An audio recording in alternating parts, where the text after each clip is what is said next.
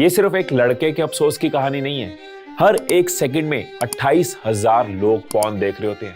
18 से 24 साल के 70% मेन पॉर्न देखते हैं।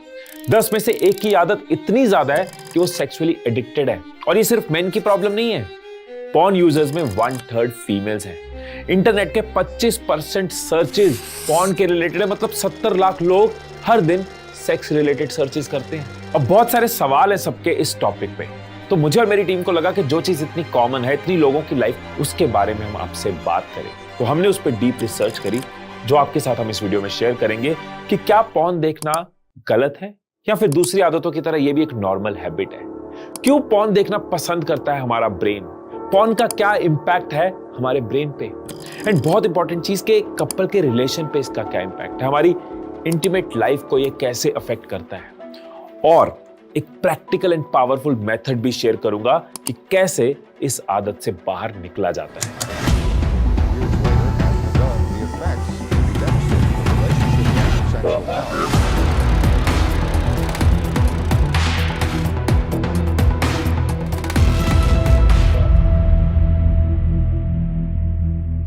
अब आगे जाने से पहले थोड़ा पीछे जाते हैं। सेक्सुअल डिपिक्शन जो है वो Greek culture, Egyptian culture, Indian culture में तो 500,000 सालों पहले भी नजर आती थी। लेकिन 200-300 साल पहले जब बुक्स का दौर आया तो इरोटिक नॉवेल्स लिखे जाने लगे। अब जैसे ही 1888 में मूवीज बननी शुरू हुई, बस लोग वेट कर रहे थे कोई मूवी की इन्वेंशन कर दे। जैसे ही मूवीज की इन्वेंशन हुई, 8 साल में 1896 में फर्स्ट इरोटिक मूवी बनी, जो कि एक साइलेंट मूवी थी। अब मूवीज और मैगजीन्स की वजह से जो पॉर्न है वो स्प्रेड होना शुरू हुआ, लेकिन अभी इंटरनेट नहीं आया था। अब जब इंटरनेट आ गया, लोगों को इसकी इजी एक्सेसिबिलिटी मिली, अब ये इंडस्ट्री इतनी बड़ी हो गई है कि आप सोच भी नहीं सकते। आपके साथ नंबर शेयर करूंगा ना अभी, तो आप हैरान रह जाओगे। इंटरनेट की 12% वेबसाइट्स और 35% डाउनलोड्स पॉर्न के रिलेटेड है। पॉर्नहब जैसी एक वेबसाइट महीने में 3.5 बिलियन लोग देखते हैं, मतलब ये नेटफ्लिक्स या और अमेज़न से भी ज्यादा है। रैंकिंग के हिसाब से ये दुनिया की 10th मोस्ट व्यूड वेबसाइट है। और इसके बाद आता है ओनली फैंस, एक ऐसा प्लेटफॉर्म जहां लोग खुद का कंटेंट बना के बेच रहे हैं।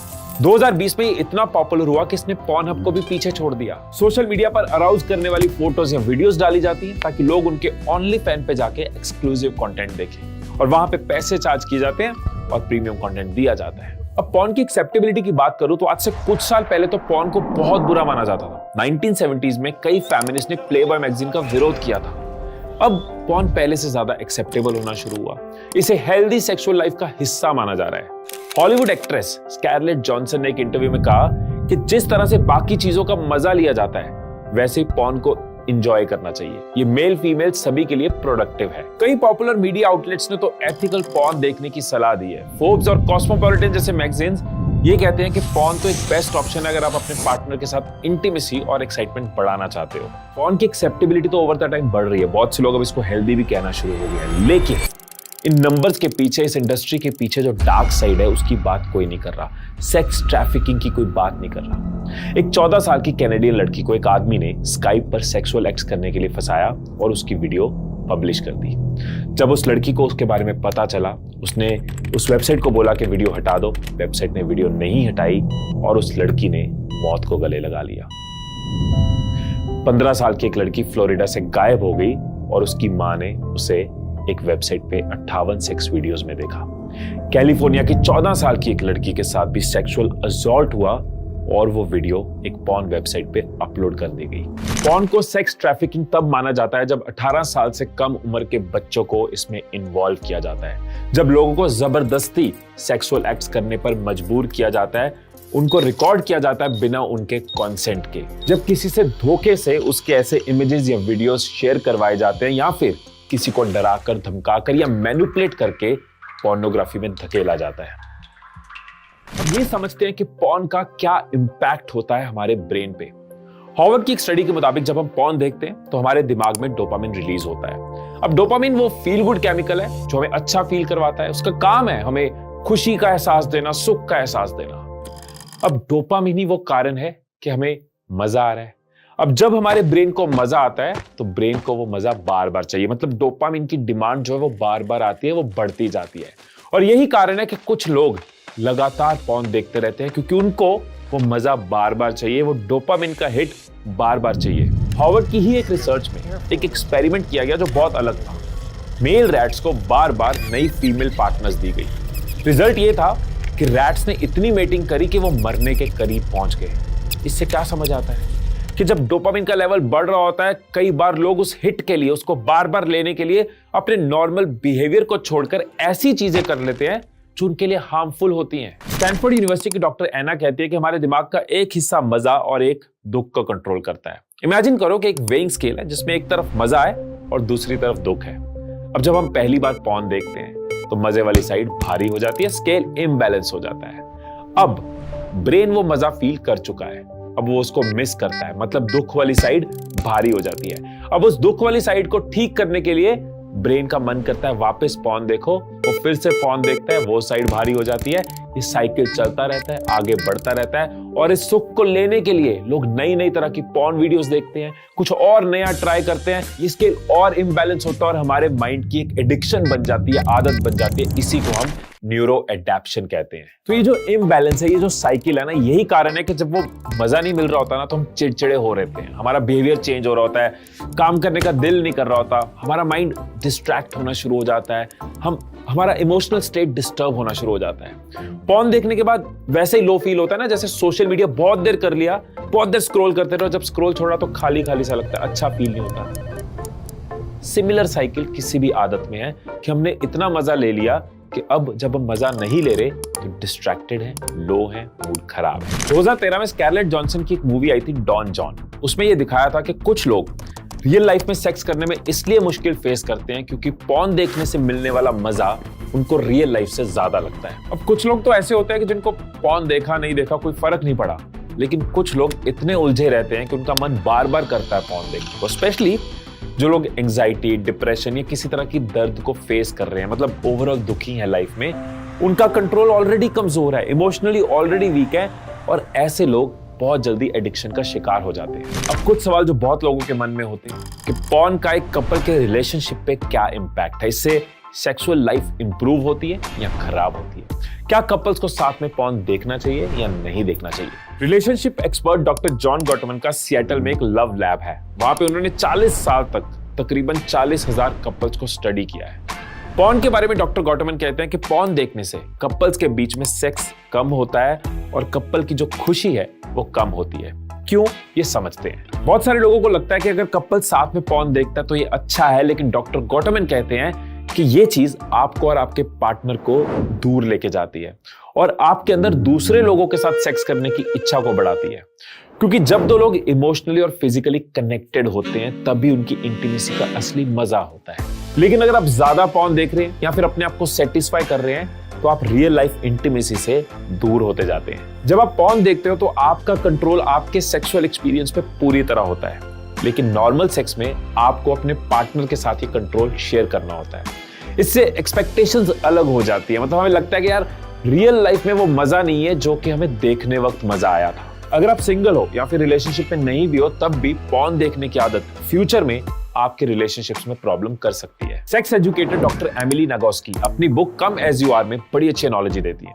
वो कहती है कि जैसे पैदा होने वक्त हमारे पास कोई वर्ड्स नहीं होते, हम अपने एनवायरनमेंट से वर्ड सीखते हैं, कैसे बोलना है, क्या वर्ड्स होते हैं, इसी तरह से हमारी सेक्सुअल प्रेफरेंसेस भी हमारे एनवायरनमेंट से इन्फ्लुएंस होती है। जिस तरह की चीजें हम देखते हैं वैसी फैंटेसीज हमारी बन जाती हैं। ज्यादा पॉर्न देखते हैं, अलग तरह की फैंटेसीज बन जाती हैं जो कि रियल लाइफ में हमेशा पॉसिबल नहीं होती।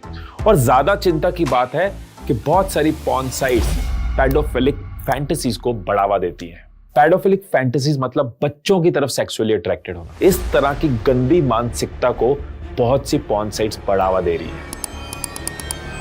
स्टडी में फ्रिट्ज और उनके साथी ने 7,000 पोर्नोग्राफिक वीडियोस का सैंपल लिया और उन्होंने ये देखा कि मेजॉरिटी वीडियोस में विमेन के साथ अग्रेसिव और एब्यूसिव बिहेवियर दिखाया गया है। अब ऐसी फैंटेसी से जो एक्सपेक्टेशंस बनेंगी वो किसी को भी रियल लाइफ में और अग्रेसिव और अनस्टेबल बनाएंगी और ये चीज बहुत खतरनाक है। तो अब तक आपने समझा कैसे पॉर्न हमारे ब्रेन को इंपैक्ट करता है, कैसे धीरे धीरे हम इसकी आदत बन जाती है, कैसे हमारी डिस्ट्रैक्शंस का, खराब मूड का, एंजाइटी का रीजन बनता है। हमने ये भी समझा कि कैसे पॉर्न हमारे रिलेशनशिप को अफेक्ट करता है, कैसे कपल्स के लिए ये नेगेटिव हो सकता है। एंड आई फील कि ये बहुत इंपॉर्टेंट था कि आपको पता हो कि इसकी डार्क साइड क्या है, कैसे एक खराब मेंटालिटी को इनकरेज करता है, कैसे सेक्स ट्रैफिकिंग हो रही है। अब वीडियो का बहुत इंपॉर्टेंट पार्ट, हमें पॉर्न की हैबिट ना लगे, अगर है तो वो एडिक्शन में ना बदले, अगर एडिक्शन है तो वो कैसे छूटे, सब चीजों का एक पावरफुल सोल्यूशन आपको देने वाला हूं। मैं आपको 10 टिप्स 20 टिप्स नहीं बताने वाला, एक ही मेथड दूंगा, लेकिन वो इतना पावरफुल है, इतना प्रैक्टिकल है, विद प्रूफ्स, विद रिसर्च आपके साथ शेयर करूंगा। उसके लिए हम चलते हैं बोर्ड पे। अब मैं आपको ऐसा फ्रेमवर्क देने वाला हूं जिसको यूज करके आप सिर्फ पॉर्न की हैबिट ही नहीं, आप इस फ्रेमवर्क को यूज करके कोई भी आदत छोड़ सकते हो और कोई भी आदत को अपनी लाइफ का पार्ट बना सकते हो। क्योंकि आप जानते हो कि सक्सेस का जो रास्ता है ना, वो हैबिट से होकर गुजरता है। बड़े से बड़े सक्सेसफुल से सक्सेसफुल इंसान के रिजल्ट्स को निकालकर अगर डायसेक्ट करके देखोगे ना, एक ही चीज नजर आएगी कि उनकी आदतों ने उनको बनाया है। सिंपल है, अच्छी और बुरी आदतें ही अच्छे और बुरे फ्यूचर का कारण बनती है। जैसी आदतें होंगी वैसे एक्शंस होंगे, जैसे एक्शन होंगे हम वैसी जगह पे टाइम स्पेंड करेंगे, वैसी हमारी थिंकिंग बनेगी, वैसे हमें दोस्त मिलेंगे, वैसे ही तो हमारी माइंड की ग्रोथ होगी और वैसे ही हमारे रोज के इनपुट्स होंगे और वैसा ही हमारा सक्सेस होगा। अच्छी और बुरी आदतें ही हमारे अच्छे और बुरे फ्यूचर का कारण बनती है। मैंने हैबिट्स के ऊपर बहुत बुक्स पढ़ी हैं, लेकिन दुनिया में one of the best book habit के ऊपर अगर कोई है तो वो ये है the power of habit by Charles Duhigg. और सिर्फ मैं नहीं कहता, बहुत लोग मानते हैं कि हैबिट्स में बेस्ट बुक है। इस बुक के फ्रेमवर्क को यूज करते हुए हम पॉर्न की हैबिट और दूसरी हैबिट्स को आज समझेंगे। चार्ल्स के हिसाब से हमारी हैबिट को समझना बहुत आसान है। 3 पार्ट्स में उन्होंने डिवाइड किया है। हमारी हर हैबिट का एक क्यू होता है, एक ट्रिगर होता है, एक कारण होता है जहां से वो शुरू होती है। और जब भी कोई क्यू मिलता है, जब भी हमारी हैबिट ट्रिगर होती है, उस ट्रिगर का एक रिस्पॉन्स होता है। मैं एक्सप्लेन करता हूं एग्जाम्पल के साथ। और उस रिस्पॉन्स की वजह से हमें, जो आपने शुरू में भी समझा इस वीडियो में, हमें कोई तो रिवॉर्ड मिलता है। बेसिक एग्जांपल लेता हूं, फिर पॉर्न की हैबिट पे आते हैं। कि किसी ने कहा, किसी दोस्त ने कहा, नए नए ऑफिस गए, नया नया ग्रुप बना, किसी ने कहा सिगरेट पीना इज वेरी कूल। किसी ने कहा सिगरेट पीना इज कूल, हमें ट्रिगर किया। इन रिस्पॉन्स हमने सिगरेट पी के देखी, हमारे ब्रेन में डोपामाइन का हिट हुआ, रिवॉर्ड मिला और हमें आदत पड़ गई इस रिवॉर्ड को पाने के लिए सिगरेट पीने की, और ये साइकिल बन गया। अगली बार उन्हीं दोस्तों के साथ ब्रेक पे गए, वो सिगरेट पी रहे, हमें उसकी स्मेल आई और हमें क्यों मिला, फिर ट्रिगर हुआ और उस ट्रिगर को का रिवॉर्ड लेने के लिए हमारे ब्रेन ने क्या रिस्पॉन्स किया, एक और ले लेते हैं और करते करते एडिक्शन बन जाती है। कोई और एग्जांपल भी ले लेते हैं कि मॉल गए, भूख लग रही है हल्की हल्की और पिज्जा की खुशबू आ गई है, जो भी आपका फेवरेट है उसकी खुशबू आ गई। वो क्या है, ट्रिगर। ब्रेन को क्या चाहिए, रिवॉर्ड, जब पेट भरेगा तो। और रिस्पॉन्स क्या है, हमने पिज्जा खा लिया, हमने जंक खा लिया। अब इसी तरीके से हम पॉर्न की या मास्टरबेशन की हैबिट को समझते हैं। रिवॉर्ड आपको क्लियर है, कर चुका हूं शुरू में वीडियो में, कैसे हमारे ब्रेन को डोपामाइन मिलता है। अब हम पहले क्यूज और रिस्पॉन्सेस को समझ लेते हैं। अब क्या हो सकते हैं क्यू, याद करो, हर किसी के अलग अलग क्यूज होंगे, लेकिन कुछ क्यूज यानी कुछ ट्रिगर मोमेंट्स, कुछ ट्रिगर पॉइंट जरूर होंगे जब आप पॉर्न देखते हो या फिर जिन वजह से आप मास्टरबेट करते हो। फॉर एग्जाम्पल, अकेलापन है, लाइफ में अकेलापन है और वो एक क्यू है, वो एक कारण बन जाता है। या स्ट्रेस है, एंग्जाइटी है, एस्केपिज्म चाहिए यार, मतलब माइंड में टेंशन रहती है, थक चुका हूं, पढ़ चुका हूं, अब कुछ ऐसा चाहिए कि मैं कुछ पल के लिए दुनिया से बाहर हो जाऊं। ये मेरा क्यू है कि मैं स्ट्रेस्ड हूं, एंग्शियस हूं या बोर हूं या लोनली हूं। ये टाइम भी हो सकता है कि मेरा ट्रिगर हमेशा रात को ही होता है, मैं हमेशा, मेरा जो ट्रिगर है वो रात को होता है। उसका क्या कारण हो सकता है कि मैं अपने कमरे में अकेला होता हूं, या मेरे बगल में लैपटॉप पड़ा होता है, या मैं रात को इंस्टाग्राम चलाता हूं और कुछ ऐसी चीजें देख लेता हूं जिससे मेरे अंदर अराउजल होता है। वो सोशल मीडिया मेरा क्यू है, वो अकेलापन मेरा क्यू है, वो रात का टाइम भी। 2-3 ट्रिगर्स भी हो सकते हैं। रात को अकेले कमरे में होता हूं, सोशल मीडिया देखता हूं, वो मेरा क्यू है। अब क्योंकि मैं ट्रिगर हो चुका हूं और मुझे रिवॉर्ड चाहिए, रिवॉर्ड हमें क्लियर है, या तो खुशी चाहिए या एस्केपिज्म चाहिए या हमें डिस्ट्रैक्शन चाहिए, क्योंकि मैं ट्रिगर हो चुका हूं इस रिवॉर्ड को पाने के लिए, तो जो रास्ता है उस रिवॉर्ड तक पहुंचने का वो है रिस्पॉन्स। मैंने रिस्पॉन्स लिखा है बुक के अंदर, चार्ल्स इसको रूटीन कहते हैं, मुझे याद आ गया, वो रूटीन कहते हैं, मैं रिस्पॉन्स कह रहा हूं, मीनिंग एक ही है, जो मर्जी लगा लो। तो रिस्पॉन्स क्या है, रिस्पॉन्स है मेरे ट्रिगर की वजह से मैंने पॉर्न देख लिया या फिर मैंने मास्टरबेशन कर ली। अब एक चीज जो इस बुक में चार्ल्स भी कहते हैं, और मैंने हैबिट्स पे कई बुक्स पढ़ी हैं और ये बहुत इंपॉर्टेंट कॉन्सेप्ट तकरीबन हर बुक में है, कि हैबिट्स को ना सप्रेस करना मुश्किल है। अगर हम हैबिट को सप्रेस करने की कोशिश करें इस तरह से कि नहीं नहीं नहीं, मुझे पॉर्न नहीं देखना, मुझे पॉर्न नहीं देखना, मुझे पॉर्न नहीं देखना, ट्रिगर हो रहा हूं, क्यों चल रहे हैं, अकेला हो रहा हूं, अराउज हो रहा हूं, लोनलीनेस है, डिस्ट्रैक्ट होना चाहता हूं, लेकिन ना, मुझे पॉर्न नहीं देखना, मुझे, this is very difficult. Suppression हमेशा मुश्किल होता है, वो अंदर भरता रहता है, एक दिन, 2 दिन, तीसरे दिन, चौथे दिन आप फटते हो, राइट? तो चार्ल्स कहते हैं कि सप्रेस करना मुश्किल है, रिप्लेस करना आसान है। क्यू आपको क्लियर है, रिवॉर्ड आपको क्लियर है। इस क्यू से इस रिवॉर्ड तक पहुंचने के लिए इसकी जगह किसी और चीज के साथ इसको अगर मैं रिप्लेस कर दूं, क्योंकि जब हम सप्रेस करने की कोशिश करते हैं, हम ब्रेन को कह रहे हैं तुझे ये रिवॉर्ड नहीं देंगे, नहीं देंगे, नहीं देंगे, और ब्रेन को रिवॉर्ड चाहिए। ब्रेन बहुत पावरफुल है, वो 2-4 दिन में फटेगा। लेकिन अगर हम कह रहे हैं तेरा ये क्यू है, तेरा ये ट्रिगर है, तुझे ये रिवॉर्ड चाहिए, हम नए तरीके ढूंढेंगे तो ये जमेगा। अब जो सब्स्टिट्यूशंस, जो रिप्लेसमेंट्स आपको बताने वाला हूं, ऐसा नहीं है कि वो बहुत इजी है, बस सुन लिया कल से हो जाएगा। इजी नहीं है, बट इससे बेटर तरीका कोई नहीं है, इससे बेटर मेथड कोई नहीं है, क्योंकि सब्स्टिट्यूट करके ही हम वहां तक पहुंच पाएंगे, एक अच्छी हैबिट तक पहुंच पाएंगे।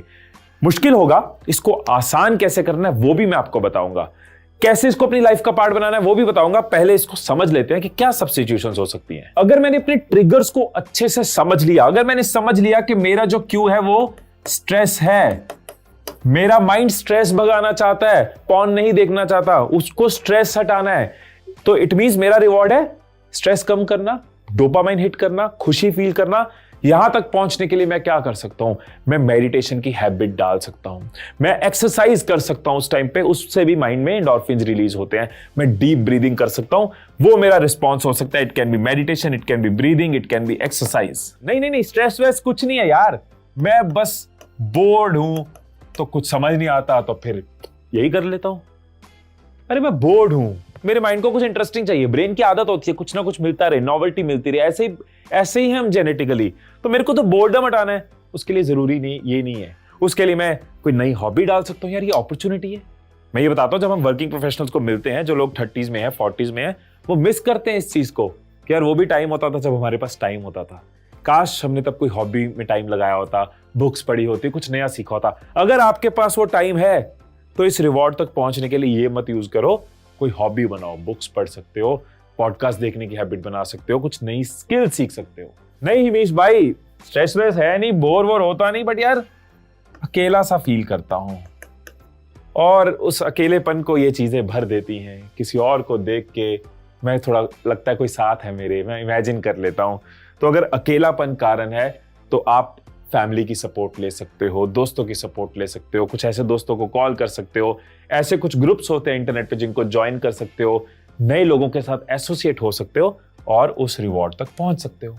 ऑफ कोर्स ये मुश्किल होगा, लेकिन इस मुश्किल को कैसे आसान करना है, कुछ चीजें कर सकते हो। फॉर एग्जांपल, ये मत सोचो कि बस आज के बाद मुझे ये रिप्लेसमेंट करनी है, ये सोचो मुझे कुछ टाइम पीरियड के लिए करनी है। अगर आपकी आदत बहुत ज्यादा है, बहुत हैवी है, तो मुझे सिर्फ 7 डेज के लिए पहले ये टेस्ट करना है, 7 दिन का गोल रखना है। अगर इतनी हैवी नहीं है तो 30 डेज, 45 डेज, और अगर 90 डेज कर सकते हो तो बेस्ट है। सिर्फ रिस्पॉन्सेज पे नहीं, ट्रिगर्स पे भी काम कर सकते हो। रात को ट्रिगर हो गया, नहीं कंट्रोल हुआ, दिन में मैं उस ट्रिगर के बारे में सोच सकता हूं, कैसे मुझे वो ट्रिगर अवॉइड करना है। अगर मेरा अकेले सोना ही दिक्कत है तो take it as a challenge कि आज के बाद मैं अपना दरवाजा खोल के ही सोऊंगा, आज के बाद मैं किसी अपने भाई बहन के साथ रूम शेयर कर लूंगा। सो तरीके ढूंढने होंगे। अगर रात को सोशल मीडिया ही कारण बनता है तो दिन में ही सोच लो कि सोशल मीडिया 9 बजे बंद हो जाएगा, क्योंकि 11 बजे जब पीक पे पहुंचा होगा ना ब्रेन, तब सोशल मीडिया नहीं बंद होगा। तो ये क्यूज दिन में सोचे जा सकते हैं, इनके ऊपर स्ट्रेटेजी बनाई जा सकती है, रिप्लेसमेंट सोची जा सकती है, चैलेंज लिया जा सकता है। जितना पुराना आपका ये लूप होगा ना, जितनी स्ट्रांग हैबिट होगी, उतना टाइम लग सकता है। लेकिन हमें ये रोज देखना है कि हम कुछ कदम बेटर हो रहे हैं कि कुछ कदम खराब हो रहे हैं। अगर बेटर हो रहे हैं, अगर ग्राफ ऊपर जा रहा है तो celebrate, yes I have done something good, मैंने अपने ऊपर कंट्रोल किया, मैंने कुछ जिंदगी में रिप्लेस किया, कुछ तो बेटर किया। अगर नहीं हो रहा तो बैठ जाओ, अपने साथ खुद को अकाउंटेबल बनाओ और वीडियोस देखो, बार बार देखो आपके ब्रेन पे क्या इंपैक्ट होता है, इसके बारे में दिन में और पढ़ो। रात को शायद नहीं पढ़ो, दिन में जरूर पढ़ो। फिर मतलब हमें अपने साथ एक दोस्ती करके अकाउंटेबिलिटी बना के ना ये चैलेंज लेना है और इस चैलेंज को पूरा करना है। सो ये थी मेरी और मेरी टीम की एक कोशिश, उस चीज के बारे में बात करनी जो 70% मेन की जिंदगी का हिस्सा तो है ही, जिसकी वजह से कई लोग अपने टाइम को कंस्ट्रक्टिव करने की जगह डिस्ट्रक्टिव कर रहे हैं, जिसकी वजह से लोग डिस्ट्रैक्टेड हो रहे हैं, मूड खराब हो रहे हैं, जिसकी वजह से कपल्स में रिलेशन अफेक्ट हो रहे हैं और जिसकी वजह से बहुत बड़ी नेगेटिव चीजें भी दुनिया में हो रही हैं। आई होप कि इस वीडियो ने आपके माइंड के होराइजन्स खोले होंगे। अगर आप मेरी 3 आवर्स की लाइफ चेंजिंग वर्कशॉप का पार्ट बनना चाहते हैं तो नीचे डिस्क्रिप्शन में आपको उसका लिंक मिल जाएगा। इस वर्कशॉप के अंदर हम आपको कुछ टूल्स देते हैं, कुछ शीट्स देते हैं, कुछ थॉट प्रोसेसेस देते हैं, जिससे आप अपने अंदर विनर माइंडसेट इंस्टॉल कर पाते हो, जिससे आप अपनी लाइफ किस्मत के भरोसे नहीं अपने हिसाब से जी पाते हो। इस वर्कशॉप को अटेंड करते करते आप कुछ चीजें फील करते हो, जिससे आपकी कंफ्यूजन्स क्लैरिटी में बदलती हैं। आपकी प्रोक्रास्टिनेशन एक्शन में कैसे बदलनी है, उसके मेथड्स इसके अंदर है। कैसे फियर से कॉन्फिडेंस की तरफ जाना है, वो सब इसके अंदर आपको सिखाया जाता है। इसके अलावा आपको हर महीने एक लाइव सेशन मिलता है, हर महीने, क्योंकि ट्रेनिंग ऐसे नहीं एक बार ले ली बस खत्म। वो रिमाइंडर्स जरूरी होते हैं हमारे ब्रेन के लिए। इसके अलावा आप एक ऐसी कम्युनिटी का पार्ट बनते हो, आप ऐसे लोगों के साथ कनेक्ट करते हो जिसमें सब ग्रोथ माइंडेड है। अगर आपके आसपास ऐसा एनवायरनमेंट नहीं भी है, तो इस कम्युनिटी में आपको वो एनवायरनमेंट मिल जाता है जहां पॉजिटिव बातें हो रही है, ग्रोथ की बातें हो रही है, एक दूसरे को सपोर्ट करने की बातें हो रही है। और मुझे अपनी वर्कशॉप पे इतना कॉन्फिडेंस है कि हम आपको 7 डेज की मनी बैक गारंटी भी देते हैं। आपको वर्कशॉप अटेंड करे, आपको लगे नहीं वैल्यू नहीं मिली, तो आप अपने पैसे वापस ले सकते हो, नो क्वेश्चंस आस्क्ड। और किन टॉपिक्स पे आपको वीडियोस चाहिए मुझे जरूर बताना। फिर मिलेंगे अगली वीडियो में, तब तक खुश रहिए, खुशियां बांटते रहिए। I love you all.